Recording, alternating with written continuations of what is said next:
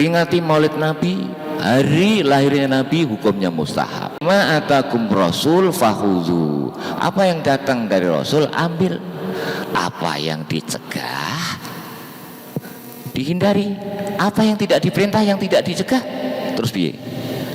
Mlengker wae, ra ya ora ta? Pro kontra terkait dengan kelahiran Nabi, peringatan ya, maksudnya peringatan Maulid Nabi, kemudian pro kontra dengan selawatan toh, selawatan.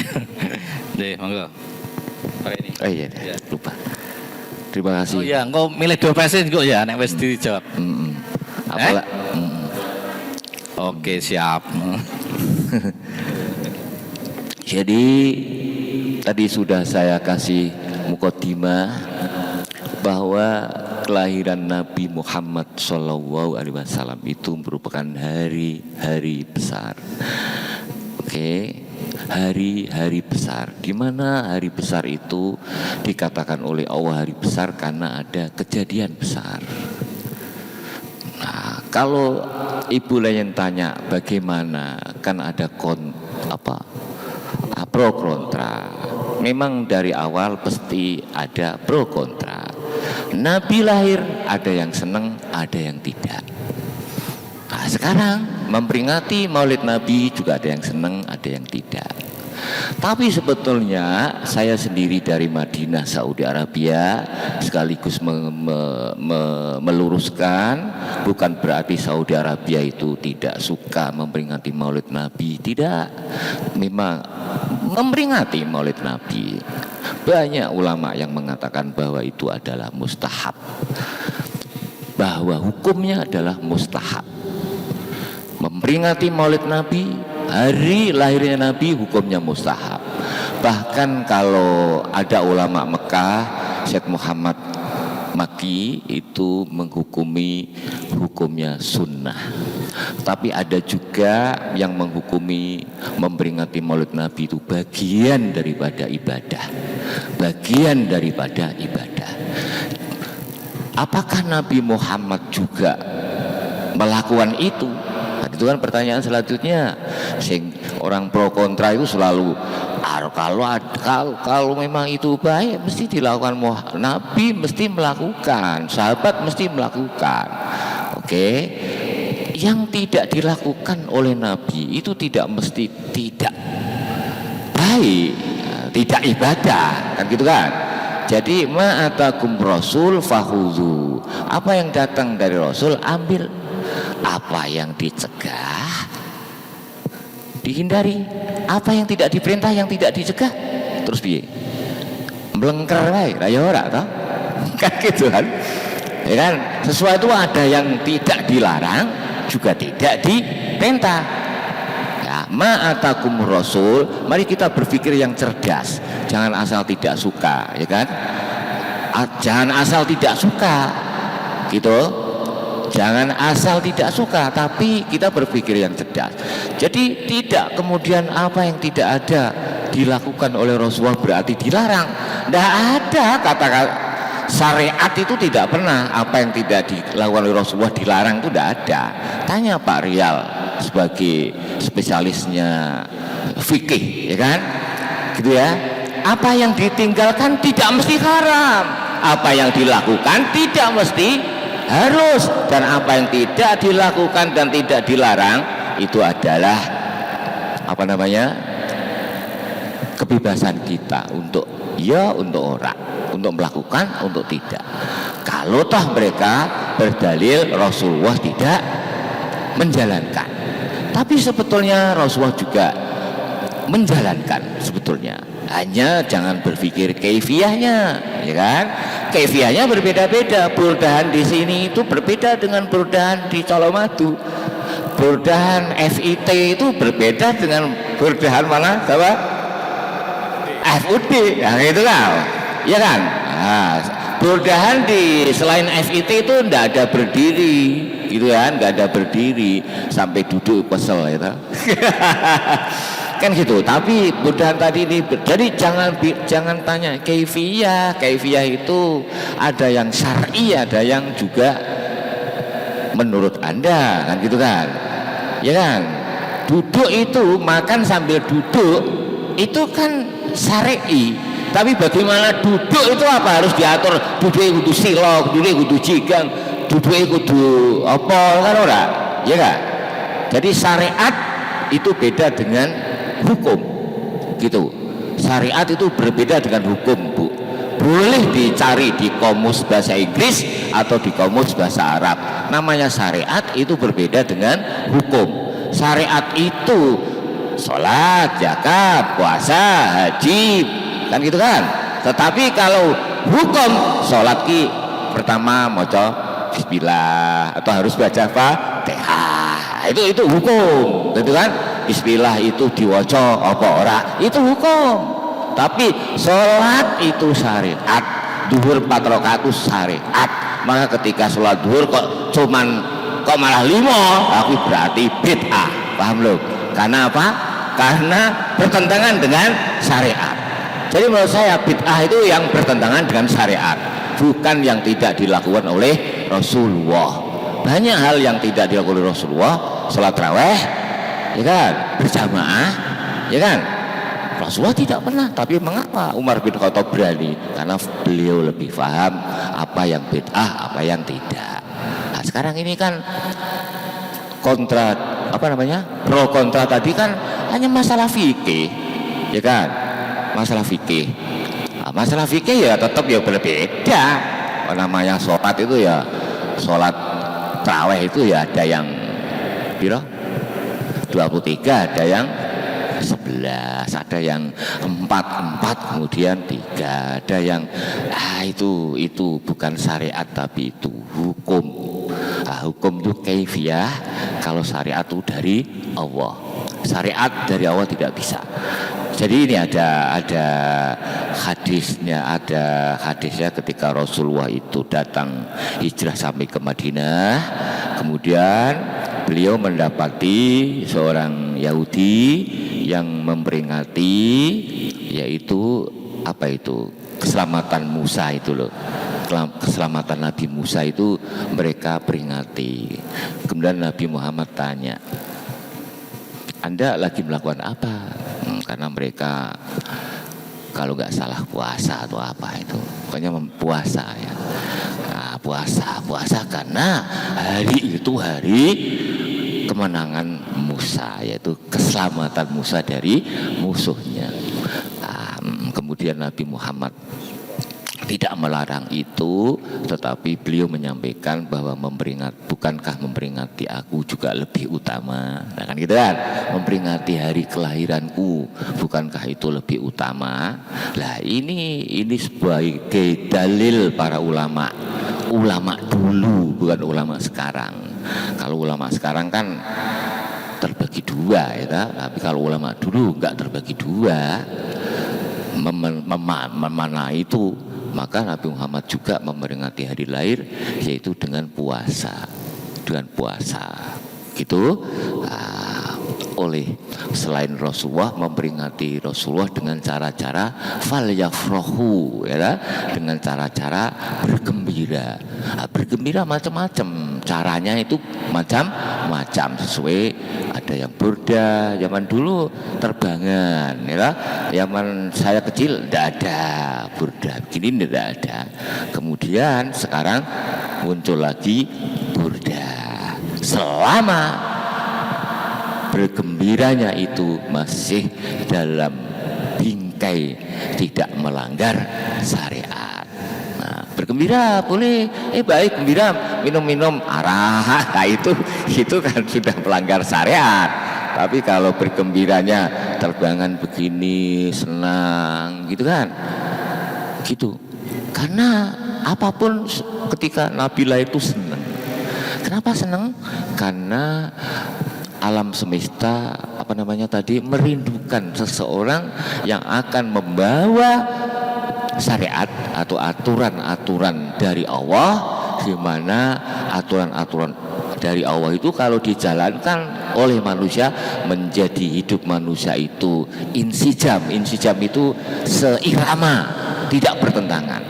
Sekarang ini kan hidup kita ini sering bertentangan dengan sunatullah yang ada, gitu loh Pak Mul. sering bertentangan dengan sunnatullah yang ada. Sunnatullahnya begini, kita malah begini, nah, gitu kan? Gitu kan? Nah, contoh lo, tak jenenge Gusti Allah, alam semesta ini berputarnya kan dari kanan ke kiri, dari kanan ke kiri. Seperti kita tawaf itu kanan kiri, kita awal itu ngudek kopinya dari kiri ke kanan, kita kan bertentangan itu. Siapa yang ngarang itu? Kafir itu yang ngarang, gitu loh ya. Tapi orang Islam sudah terbawa oleh itu, gitu loh. Orang Islam malah itu bukan sunatullah, itu hukum alam loh.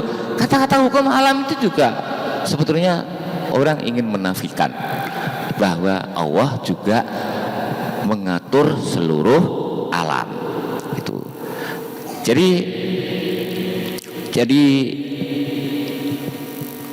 Muhammad Rasulullah itu dalam Al-Quran, ya, dalam Al-Quran, mengapa kita harus memperingati Maulid Nabi? Tadi ulama sampai orang disuruh bergembira, ada orang berpendapat mustahab, ada yang berpendapat sunnah, ada yang berpendapat itu dari termasuk ibadah.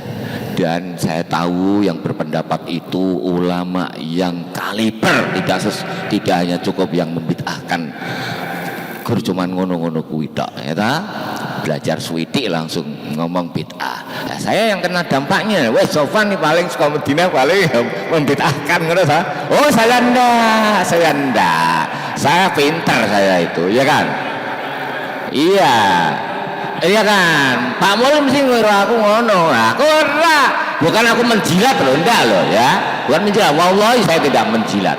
Tapi kelahiran Nabi kita harus hormati. Nah, caranya sesuai dengan tidak melanggar syar'i, gitu ya. Jadi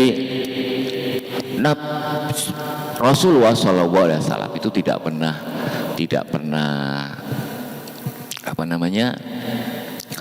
menyebut nama Muhammad, nyebut nabi-nabi yang lain dengan sebutan nama, ada dalam Al-Qur'annya. Wa qulna ya Adam uskun anta wa yaujukal jannah. Adam tuh ya Rasul, Adam juga nabi, tapi Allah mengundangnya ya Adam, kan gitu kan. Kemudian ketika Allah memanggil Musa, ya Musa ini anallahu rabbul alamin. Begitu juga ketika Allah manggil Isa, langsung namanya. Tapi ketika memanggil Nabi kita Muhammad, ya ayyuhar rasul, ya. Ini artinya apa? Artinya bahwa Allah Subhanahu wa taala saja itu mendudukkan Muhammad itu di atas para nabi. Ya ayyuhan nabi, kan gitu kan? Ya ayyuhar rasul, gitu kan? Lah sekarang kelahiran Nabi kita dilarang memperingati, terus piye gitu loh maksud saya. Gitu loh Pak. Terus piye gitu loh. Engko anak putune awake dhewe terus piye lamun ini ora ono peringatan lho awake dhewe meneng lho ya. Cuman apa seperti yang dikatakan oleh Pak Rial tadi, jangan sampai kita memusuhi orang yang menganggap bid'ah. Itu udah nggak usah diurusi, kita jalankan saja gitu. Kita jalankan saja Maulid Nabi, kita bergembira, ajak suami istri anak gitu kan, ajak bangsa ini, ajak masyarakat ini, sehingga hari-hari besar itu penuh bergembira, karena hari itu adalah hari di mana hari kemenangan Islam. Orang mukmin senang, orang kafir tidak senang. Oke. Baik, kita tawarkan lagi. Monggo, Bapak, Ibu mulai. Ini door-prize masih menunggu. Monggo, Ketua Takmir, Ali Imran, Mas Dur. Monggo, ada yang ditanyakan. Masih, Pamul. Banyak di smash. Apa ki? Ayo, Mas Dur. Pertanyaan ya, kedua tanya, monggo. Pertanyaan yang kedua mau apa tuh? Yang kedua apa tadi? Sing solawatan. Solawatan ya sama itu solawatan ya. Solawatan itu sama. Jadi kita itu kan tidak tahu ya kalau alam semesta itu juga dengan kelahiran Rasulullah itu juga senang dan pasti mengungkap. Hanya saja kita tidak paham ungkapan mereka. Kita nggak paham ungkapan alam semesta tadi menyambut kelahiran Nabi. Solawatan itu kalau dalam arti solawatan kini cara basa Jawa ora solawat tenan. Kalau solawatan artinya ora solawat tenan ya ndak boleh gitu loh. Tapi kalau solawatan dalam arti baca solawat bareng-bareng ya saya pikir itu ndak masalah ya. Bahkan tadi sudah dikatakan bahwa kita disuruh solawat kepada Nabi. Bahkan dalam sholat kalau kita tidak baca sholawat kepada Nabi, sholatnya nggak sah. Coba, sholatnya nggak sah, gitu. Sholatnya nggak sah. Jadi kalau sholawatan kok dikatakan bid'ah itu ya saya termasuk mengatakan itu tidak logis ya. Cuman kalau ada orang seperti itu kok dikatakan sholawatan, nah itu yang salah. Mungkin itu. Tapi kata sholawatan itu maknanya bersolawat, kan gitu kan? Apa ndak percaya kalau makhluk alam semesta tadi juga bersolawat, juga bertasbih? Nggak percaya? Kalau saya percaya kan ada Qur'annya gitu loh ya. Inna wa malaikatahu yusalluna al nabi. Sholawate piye? Ya ora ngerti. Ya aja takon sholawate piye ora ana wong tau weruh malaikat. Gitu kan. Ya ndak. Sholawate Sofwan piye? Ya mesti ngerti wong jenengan weruh Sofwan kan gitu kan. Sholawate piye? Tapi nek takon malaikat sholawate piye itu ya pertanyaan sing ora perlu dijawab wong ora tau weruh malaikat. Kan gitu. Kemudian apa namanya? Langit, bumi, semua gunung itu juga sholawat, bertasbih kelahiran Nabi Muhammad dan bahkan sampai sekarang, kan gitu kan? Apa nggak percaya kalau apa namanya tadi alam semesta itu tidak ini loh? Saya mau cerita, mari kita angen-angen yang dalam, oke? Ketika Nabi Daud Allah berfirman kepada gunung. Gunung itu loh. Gusti Allah bilang awi bima Nuh. Mananya apa? Bertasbihlah, berdoalah bersama Nuh. Kan gitu kan? Ini ada dalam Al-Qur'an. Cuman apa dia orang ngerti, budak ora krungu. Paham belum? Ya ta budak itu coba aja langsung ngomong ora, ya ta ora krungu ngomong ora ngerti. Orang ngerti gitu kan. Tadi kan sudah saya katakan, alam semesta itu merasa tidak nyaman ketika ada manusia perilakunya gento, itu tidak nyaman. Benar nih Pak, wallahi tidak nyaman. Makanya Allah juga mengajak gunung untuk bertasbih bersama Nuh. Gitu kan? Tasbihnya bagaimana? Ya Allah aja mbok takon ke ya pecah ndase ya ora ngerti. Kan gitu kan? Oke? Kemudian yang nomor 2, jenengan mungkin krungu cerita Nabi Nuh, bukan? Itu tadi itu Nabi Sulaiman. Nabi Sulaiman itu, ya, Nabi Sulaiman itu ada apa Pak? Burung ya, hudhud. Burung hud mengabarkan kepada Nabi Sulaiman bahwa di sana ada seorang raja, tetapi dia singgasananya hebat. Maknanya lah ya, ini loh sulitnya nggak hafal Quran tuh seperti ini. Seharusnya kiai harus hafal Quran. Makanya saya yang belum mau disebut kiai karena Al-Qurannya dolali. Gitu kan?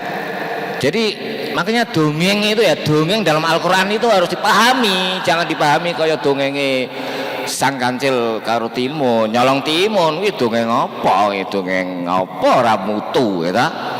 Lah, apa? Tapi mereka nyembah matahari, Loh, burung kok iso ngomong ngono ya Pak? Karena burung merasa ada manusia yang tidak taat kepada Allah. Ini harus saya laporkan kepada Nabi Sulaiman. Gitu loh ya. Tidak enjoy ada manusia kafir itu enggak enjoy alam semesta ini. Mulane rasa kemliti ning kene aja kemliti, dolim, kafir. Aja alam tuh ora seneng ndelok gawe dhewe kemliti ning ora seneng. Gitu loh ya. Kita yang meneng wae kemliti ora seneng. Gitu kan? Loh, dia bilang apa? Dia bilang apa? Bahwa ada namanya seorang perempuan ya, raja atau ratu, dia menyembah ini.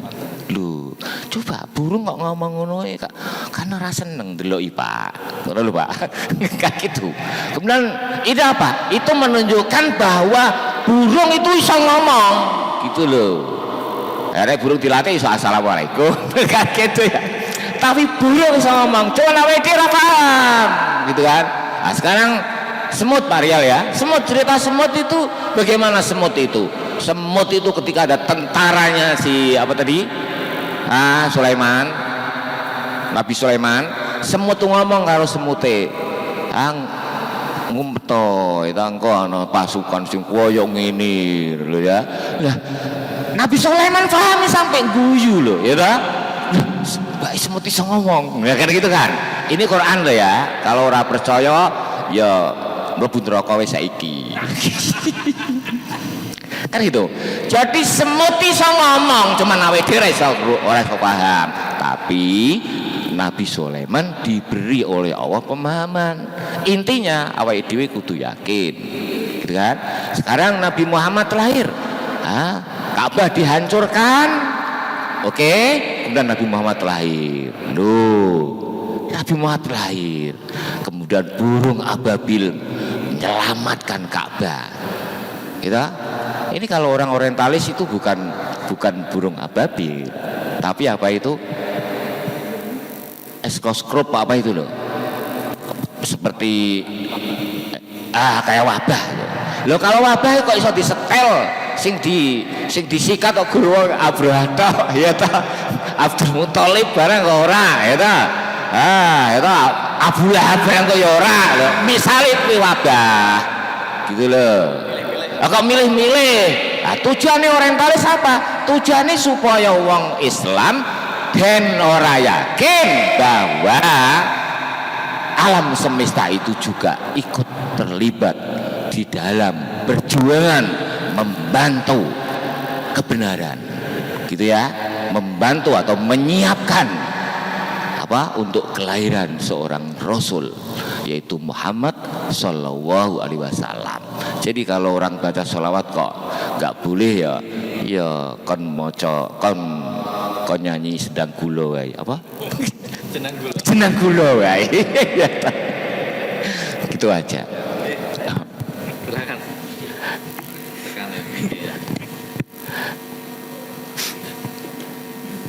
Assalamualaikum warahmatullahi wabarakatuh. Waalaikumsalam. Izin bertanya Pak Kiai. Jika dikatakan Islam itu sempurna karena setelah lahirnya Kanjeng Nabi Muhammad, apakah Islam itu memang benar-benar belum sempurna sebelum kelahirannya beliau, dan bagaimana wajah Islam sebelum lahirnya Nabi Muhammad? Makasih. Silakan ambil. Jadi Nabi Muhammad itu sejarah sejak lahirnya itu sebetulnya sudah bisa mengklaim bahwa dirinya adalah Rasulullah. Berbeda dengan nabi-nabi yang lain. Jadi begitu Nabi lahir itu, Muhammad lahir itu sebetulnya sudah cukup untuk mengklaim bahwa Muhammad adalah Rasulullah, gitu. Karena apa? Karena memang seperti yang dikatakan oleh Pak Rial dan anak kecil tadi tentang akhlak siapa? Rasulullah. Sejak kecil itu sudah klaim bahwa beliau itu Rasul sebenarnya, ya. Jadi sudah disiapkan dan beliau perilakunya sudah memang itu perilaku Rasulullah, gitu ya.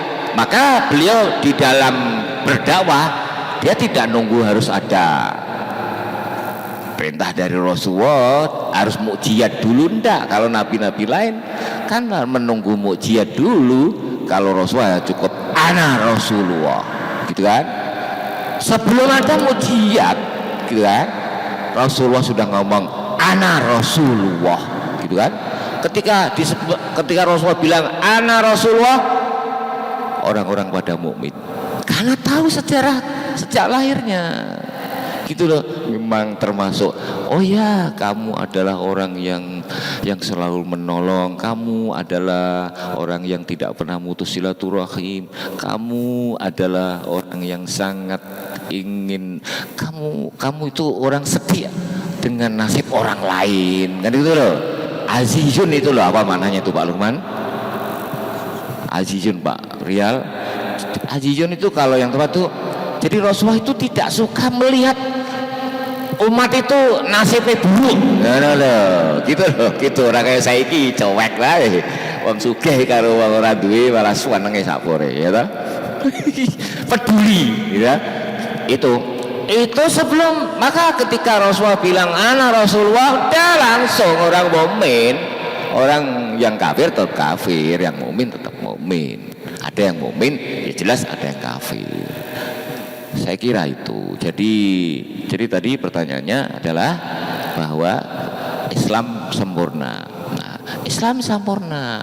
Dengan sebelum kelahiran Nabi, Islam apakah belum sempurna?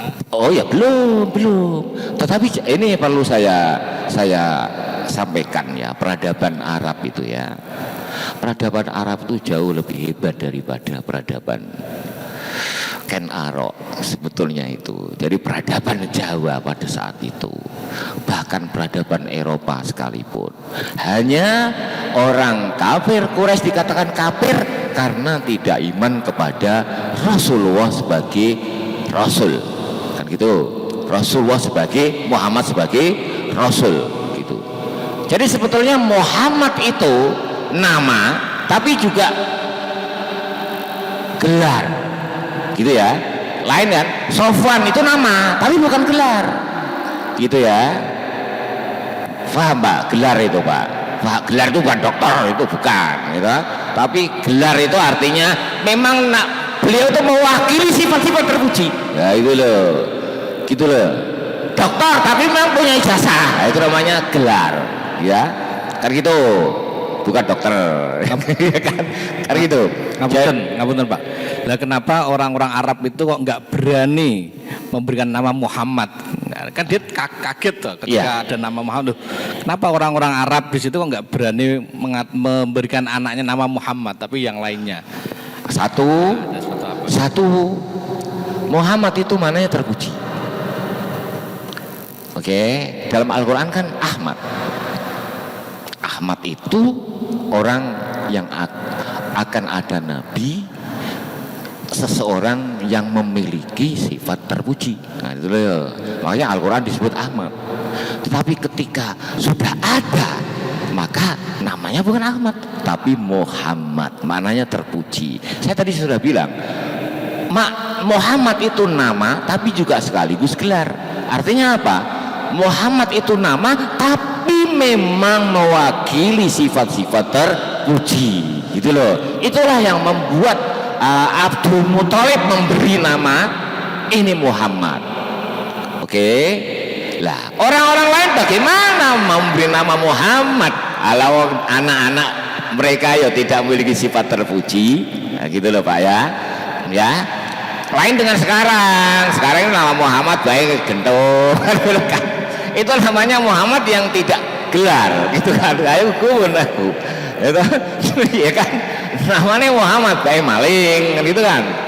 Enggak, kalau jadi nama Muhammad itu memang karena memiliki sifat terpuji, maka Abdul Muthalib memberi nama Muhammad. Paham ya? Bedanya itu. Gitu Mas, ya. Jadi ya, di samping kenapa orang-orang lain tidak mau memberi nama Muhammad anak-anaknya, karena memang anak-anaknya tidak memiliki sifat terpuji. Sehingga bagaimana dinamakan Muhammad wong orangnya tidak pada terpuji. Berbeda dengan Muhammad sejak kecil memang sudah terpuji gitu. Lah nomor dua, memang banyak orang takut. Ada ulama yang mengatakan punya anak dinamakan Muhammad itu takut karena diancam oleh Yahudi gitu. Kan gitu kan, ingat ketika Nabi Muhammad dibawa ke Sam oleh pamannya, kemudian ada Buhairah, ya kan, seorang pendeta yang dia tahu ciri-ciri seorang nabi, kan gitu kan. Maka pesannya apa? Kalau saya masih menangi hidup saya akan beriman, tapi tolong kamu harus pelihara anak ini, kamu harus jaga yang bagus karena ini terancam oleh orang-orang Yahudi. Bagaimana orang Arab yang lain tidak berani memberi nama, takut disikat kalau Yahudi, itu kan. Di samping tidak memiliki apa tadi sifat-sifat yang terpuji. Jadi itulah orang Arab itu memang tadi saya katakan belum sempurna, Mas. Ya, imannya itu belum sempurna. Dia hanya iman kepada Allah. Ya, mereka tawaf tapi campur musyrik, mereka juga haji, gitu kan? Sehingga apa? Seluruh jazirah Arab itu pergi haji menengok Ka'bah, berziarah, tawaf di Ka'bah. Dan siapa penguasanya? Penguasanya adalah Bani Hasyim, dari suku Quraisy yang paling hebat, gitu. Selain itu mereka musyrik. Tapi soal budaya nikah, budaya ekonomi, budaya kumpul kebo kan ora ono kayak Indonesia. Saiki wis ono, gitu loh ya. Pak Mul ya. Jadi budaya bohong pirang-pirang Indonesia. Arab tidak pernah bohong, Arab tidak punya kebohongan, karena bohong itu mencitrai kemuliaan bangsa Arab itu sendiri, gitu ya. Isin, Abu Jahal kok bohong tuh isin pada kafir loh, gitu kan. Abu Sofyan itu bohong tuh isin karena bangsa Arab itu bangsa yang dikenal memang orangnya mewaris Ka'bah, tapi hanya sayangnya musyrik. Tapi tidak bohong. Pernah Abu Sofyan diundang ke Raja Romawi, Herakles, ya kan. Mereka dan rombongannya ini ada di dalam kitab sirah, di dalam kitab sejarah, ya kan. Kemudian Abu Sofyan waktu itu masih kafir, kemudian ditanya, gimana? Kenapa kamu tidak mengimani Muhammad? Apakah Muhammad itu orang yang memusuhi kamu? Nah, tadi dikatakan oleh Ustadz Riyad bahwa Muhammad itu tidak pernah musuhi, tidak pernah. Benci itu perilaku nih, bukan wonge. Ya, benci itu perilaku nih, bukan wonge. Orang kayak wong saiki, gitu loh. Oke. Kemudian ditanya, semua Abu Sofyan jujur, nggak mau bohong. Ketika pulang, teman-temannya menyampaikan kepada Abu Sofyan, kenapa sih kamu nggak bohong aja? Apa jawab Abu Sofyan? Wallahi, sumpah lo deh, wallahi, gitu. Saya kalau bohong, saya nanti akan malu kalau didengar Abu Sofyan telah bohong. Coba wijeh kafir lho wi. Wong muslim saya bohong kabeh. Ya siji loro insyaallah sing Jawa ning kene ora bohong. Ya kan gitu. Gitu. Kemudian ya begitulah ya, belum sempurna Mas, ya, belum sempurna, tapi paling tidak 3 hal ini sudah dimiliki oleh orang kafir Quraisy, yaitu apa? Yu'minuna bil ghaibi wa yuqimunas shalah wa mimma razaqnahum yunfikun, dalam tanda kutip mereka memusyrikan. Tapi mereka melakukan, tapi memusyrikan. Gitu Mas. Nah, kemudian ditambah walladzina yu'minuna bima unzila ilaika wa ma unzila min qablik wa bil akhirati hum yuqinun, menjadilah sempurna. Begitu Mas. Wes jelas. Monggo masih ada? Ini kau Mas Sodik ya. Oh Mas Soleh. Mas Soleh yang Sodik. Monggo ini mikir kita. Nggih.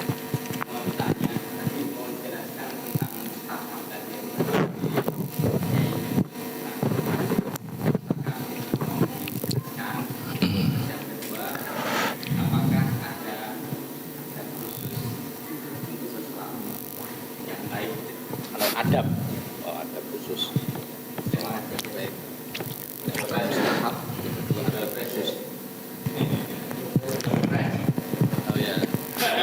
Itu fashion niku Daya. Ya disponsori oleh Daya, Rizky dan Bear Brand. Mustahab itu istilah para fuqaha ya. Mustahab itu ada yang bilang itu disunahkan. Itu mustahab.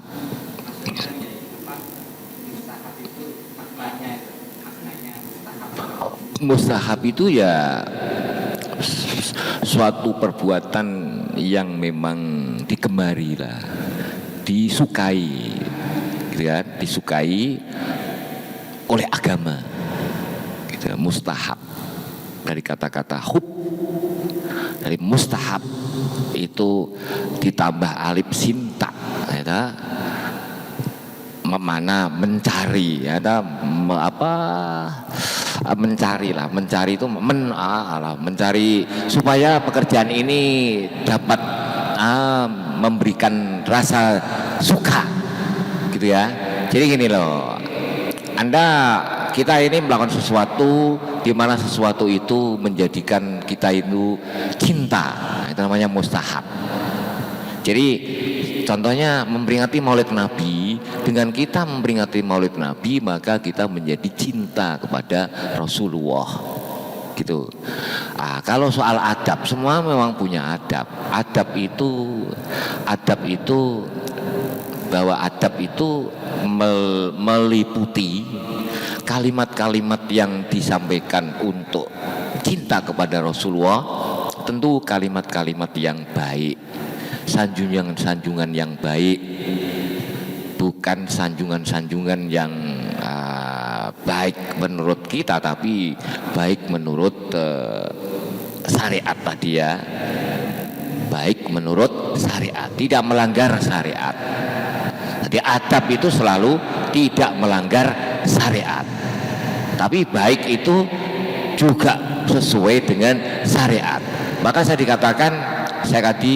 saya tadi menyampaikan bahwa membaca sholawat itu tidak ada larangan sambil tidur, tidak ada larangan sambil duduk, sambil berdiri, sambil berjalan, sambil apa, tidak ada larangan.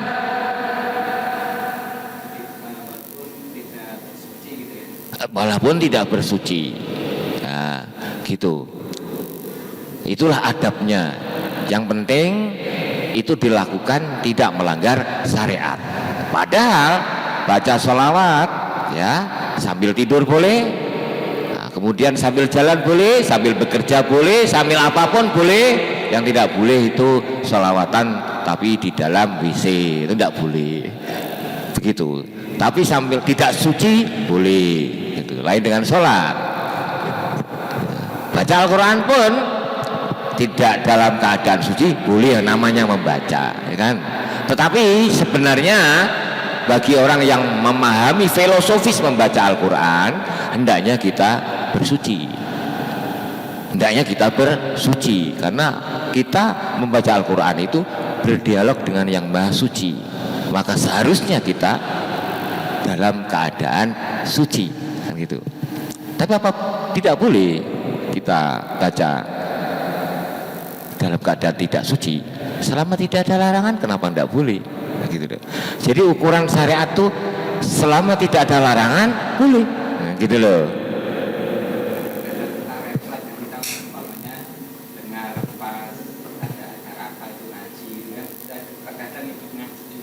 Ya makanya boleh, tidak perlu suci,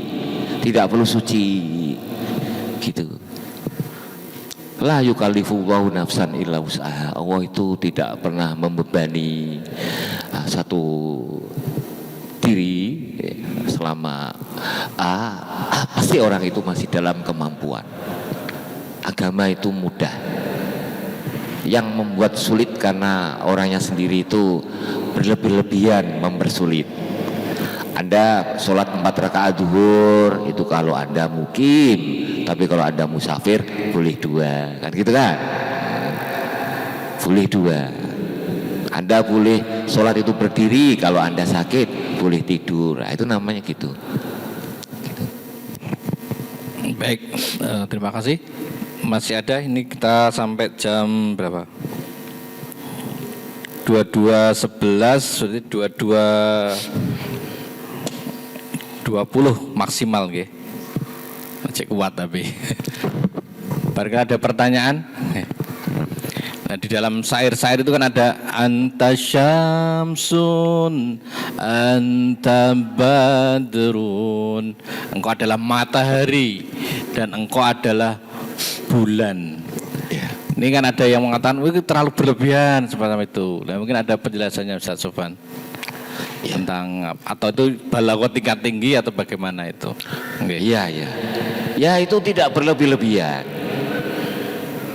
Tidak berlebih-lebihan. Menyanjung Nabi begitu tidak berlebih-lebihan. Ya. Bahkan ada syair lagi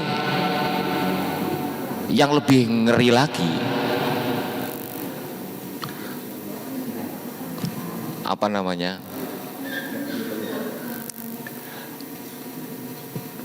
Ada anta syamsun, anta badrun, anta fauqanur, kemudian waqtafat minhul budur. Orang ngono iki lho. Tola al badu waqtafat minhul budur. Jadi kehadiran Nabi itu dapat menutupi orang-orang lain. Nah, gitu loh. Kayak ketika ada bulan itu loh Pak Mul, bintangnya orang kita Pak. Ya, gitu loh. Ketika ada perempuan cantik itu Pak, perempuan yang lain enggak kita Pak. Nah, kalau gitu. Seperti itulah contoh misalnya. Nah, menyanjung seperti itu apa berlebih-lebihan? Saya kira tidaklah. Tidak. Nah, Gusti Allah sendiri itu, Gusti Allah itu sering bersumpah dengan gunung, dengan matahari, wasyamsi wa duhaha, itu sumpah. Tapi tidak pernah loh Allah itu bersumpah dengan manusia, kecuali dengan Muhammad. Coba itu menunjukkan bahwa Muhammad itu memang di atas manusia sejak keteraya alam semesta ini, gitu loh. Allah amruka itu loh, demi hidupmu itu ya, ada itu hadis itu ya yang menjelaskan bahwa Allah Subhanahu wa taala itu bersumpah dengan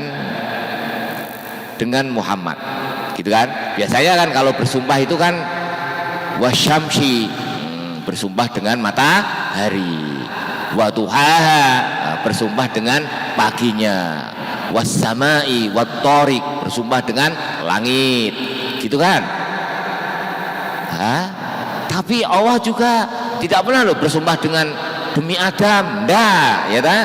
Tapi demi umurmu Muhammad, itu Allah juga bersumpah seperti itu. Nah, itu menunjukkan apa itu berlebih-lebihan, gitu kan? Allah saja berlebih-lebihan, sumpah aja pakai Muhammad toh, ya kan? Nah, kalau kita menyanjung Nabi Muhammad berlebih-lebihan itu terus bagaimana? Gitu loh. Apa enggak boleh? Saya rasa itu tidak termasuk berlebihan kalau bilang gini. Artinya bahwa wah luar biasa lah pokoknya kalau Muhammad itu luar biasa ya, sehingga apapun apa namanya kemudian muncul penyair-penyair yang memuji Rasulullah sampai ketika wulidal huda fal kainat apa gitu kan, ketika Rasulullah itu lahir alam semesta ini goncang gemuruh gitu loh, gemuruh gitu. Anta syamsun anta badrun, kamu adalah matahari, kamu adalah bulan, gitu loh. Gitu. Di situ menurut ilmu balaghah bukan bukan kamu, hai Muhammad, itu seperti bulan atau matahari, enggak, tapi kamu ini memiliki manfaat, gitu. Sebagaimana manfaatnya matahari memberikan manfaat kepada kehidupan alam semesta ini. Hidupnya Rasulullah di dunia ini juga memberi manfaat manusia-manusia yang hidup di dunia ini, entah itu manusia kafir, entah itu manusia mukmin. Gitu. Di Al-Qur'annya itu sampai gini, Al-Qur'annya juga ada. Maka Allahu liyu'adzibahum wa anta fihim. Jadi keberadaan Muhammad itu Allah tidak mengadab kepada mereka. Mereka siapa? Siapapun yang hidup pada waktu itu. Gitu kan? Wa anta fihim, selama kamu ada, masih hidup. Kemudian dilanjutkan, wa makanallahu mu'adzibahum wa hum yastaghfirun. Lantas awake dhewe iki piye wis ora ana Muhammad? Gitu kan? Iri aku karo wong biyen nalika Muhammad masih ada. Kan gitu. Kemudian Allah berfirman melanjutkan, wa makanallahu mu'adzibahum wa hum yastaghfirun. Allah juga tidak akan memberi adab kepada kita semua ini selama kita ini beristighfar. Jadi umatnya Nabi Muhammad juga memiliki keistimewaan yang luar biasa, gitu ya. Gitu, saya kira tidak masalah. Monggo. Oh, ada pertanyaan. Oh nggih, Bulia, monggo, Buliarin. Tapi iki mboten cukup, Ibu. Nggih dari situ.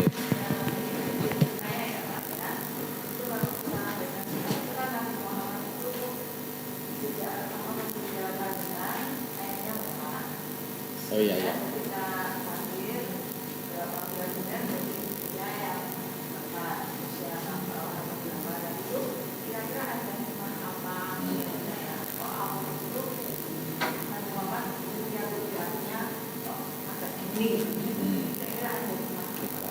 Gimana? Jadi ketika Rasulullah kecil itu ayahnya wafat. Waktu kandungan dia, maaf, waktu masih dalam kandungan itu ayahnya wafat. Kemudian setelah lahir ya belum lama terus ibunya wafat, sehingga Rasulullah dalam keadaan yatim piatu. Nah, di balik kondisi Rasulullah yang yatim piatu itu ada pelajaran apa atau ada makna apa yang bisa kita dapatkan di situ, Ustaz? Kenapa yatim? Ya, kenapa yatim? Itu di surat Duha ada itu, wadduha wal laili saja ma wadda'aka rabbuka wa ma qala walal akhiratu khairul laka minal ula dan seterusnya. Wadduha wal laili. Ya, semua itu takdir Allah. Tapi yang perlu kita ketahui bahwa takdir Allah itu selalu berentetan dengan takdir yang lain. Ya, Rasulullah ditakdirkan sebagai anak yatim. Tapi Rasulullah kan juga ditakdirkan sebagai nabi. Nah, itu maknanya bahwa takdir Allah itu selalu berkait dengan takdir yang lain. Gitu ya. Jadi itu takdir Allah bahwa Allah mentakdirkan Muhammad masih di kandungan, bapaknya meninggal. Namanya Abdullah meninggal. Bapak juga. Kemudian gini, ibu juga harus tahu dulu zaman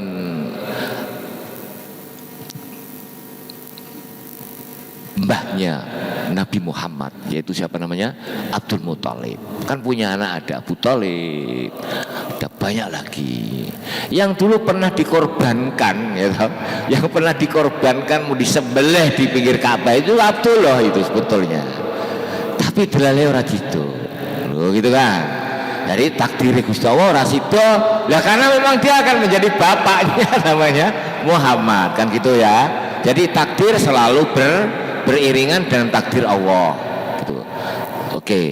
Kemudian apa itu, bisakah itu diambil hikmah bahwa Nabi Muhammad lahir sebagai yatim, ya kan? Kemudian sebagai apa namanya lahir yang kemudian bapaknya meninggal, ya saya kira ada, cuman saya ya maaf ya belum bisa menjawab sampai apa hikmah di balik itu. Tentu seandainya saya bisa jawab pun itu juga ya mungkin salah satulah bahwa memang apa namanya yatim ya, yatim berarti orang yang bapak atau orang tuanya meninggal dunia itu namanya yatim. Bisa saja Yesus, saya kira itu sudah planning lah, saya tidak tahu mengapa harus anak yatim. Tapi kalau pertanyaannya mengapa harus orang Mekah, lah itu saya insya Allah bisa jawab. Tapi kalau kenapa harus anak yatim, saya nggak bisa jawab itu. Maaf Bu, nggak bisa jawab. Gitu. Yang jelas Muhammad itu harus lahir dari sebuah bangsa yang paling besar di Mekah, di Arab, yaitu bangsa Quraisy, dan bangsa Quraisy juga harus Bani Hasyim. Itu jelas ada makna di balik itu. Oke. Oke, aturan. Yuk, silakan Mas Ari. Gomik lho.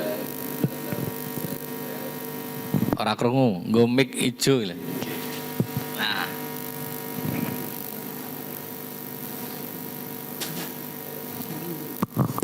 Langsung saja.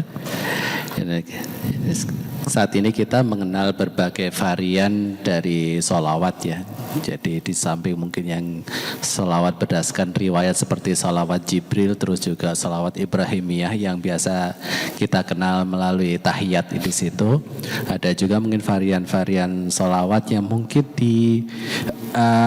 digubah oleh ulama, kalau boleh dikatakan seperti ya, misalkan sholawat tibil kulub, sholawat munjiat, sholawat azimah dan lain-lain. Saya sempat membaca mungkin ada belasan ragam sholawat. Barangkali bisa dijelaskan atau mohon pencerahannya mungkin sejarah timbulnya varian sholawat seperti itu, Ustaz. Itu saja pertanyaan dari kami. Gimana Pak? Varian selawat. Selawat Jibril, selawat Jibril. Selawat itu kayak ya namanya ya, selawat itu kan mendoakan Nabi.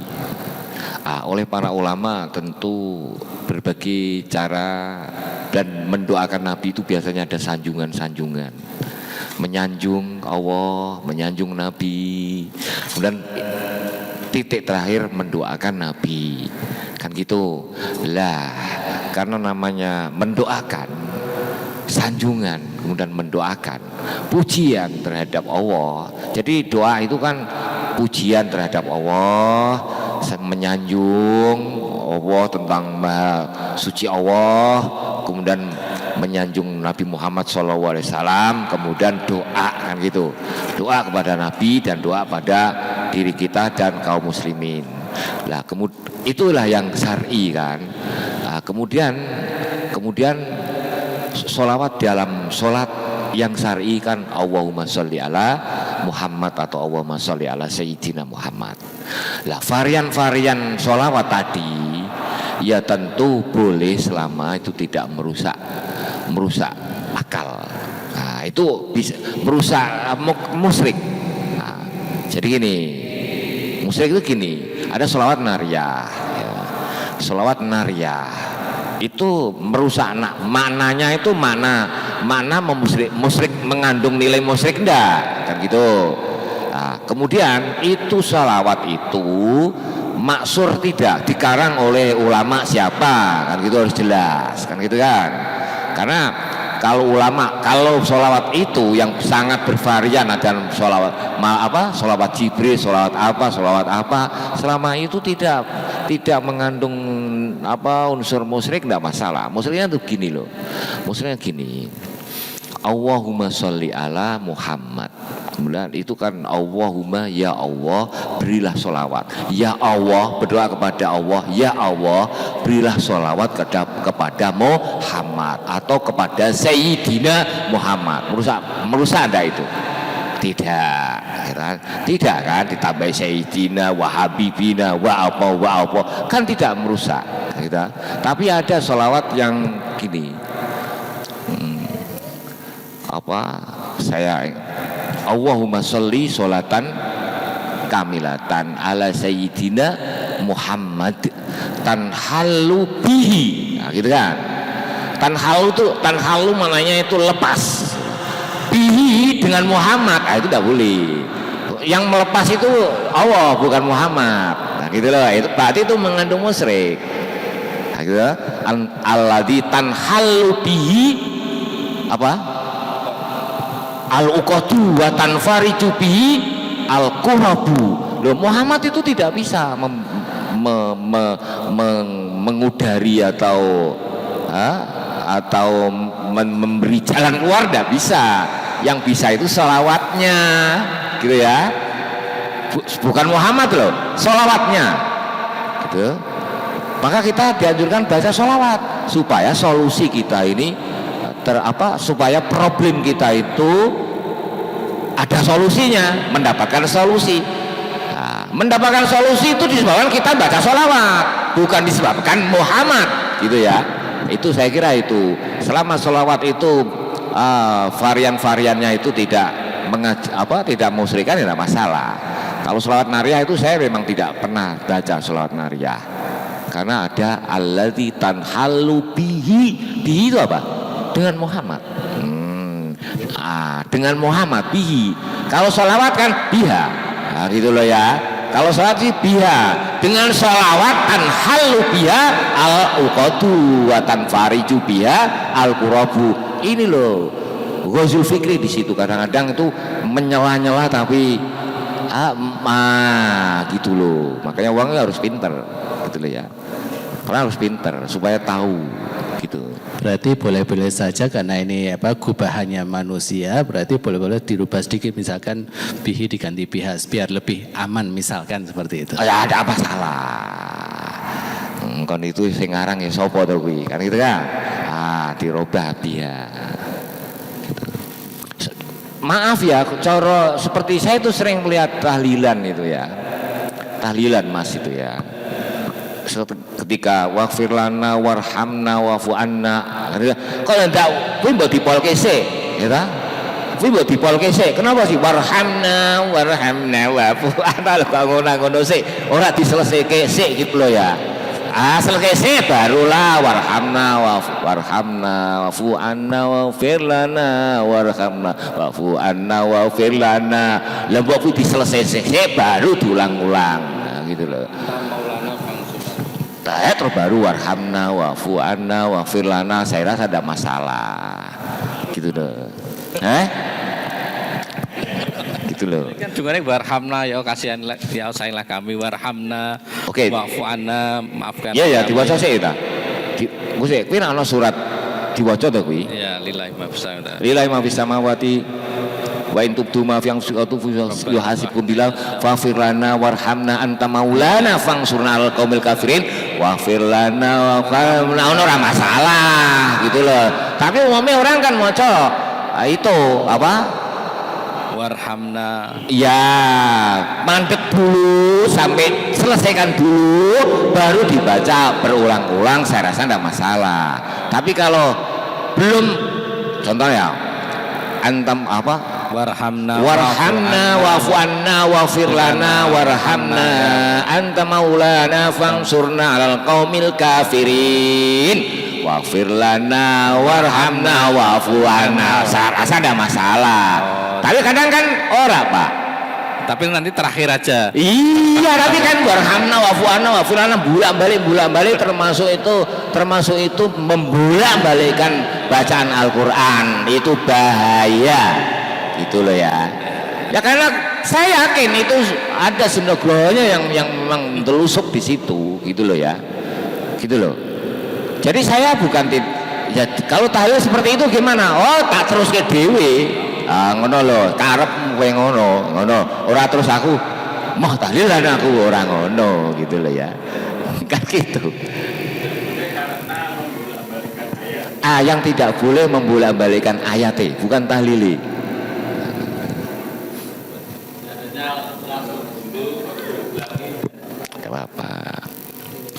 seperti ini loh ya. Membaca Quran itu ada aturan. Tanya Pak Rial, baca aturan itu ada aturan, selesaikan. Gitu loh ya. Misalnya gini. Alhamdulillahirabbil alamin, Ar-Rahmanir-Rahim, Maliki yaumiddin, Iyyaka na'budu wa iyyaka nasta'in sampai waladdallin. Eta fiora. Iyyaka na'budu na'budu. Piye gitu loh. Terus ke sini Fatihah itu iyakane ping pisan, Mas, Pak, gitu loh ya. Nah, suratmu soal Baqarah ya. Soal Baqarah itu waghfirlana wa'fu'anna waghfirlana warhamna anta maulana itu loh. Itu soal Baqarah. Tapi namanya warhamna wa'fu'anna waghfirlana wa'fu'anna waghfirlana warhamna wa'fu'anna anta maulana kuwi lho. Ya Quran gitu loh. Nang ini barang gitu. Paham enggak? Gitu loh. Gitu. Kalau saya begitu.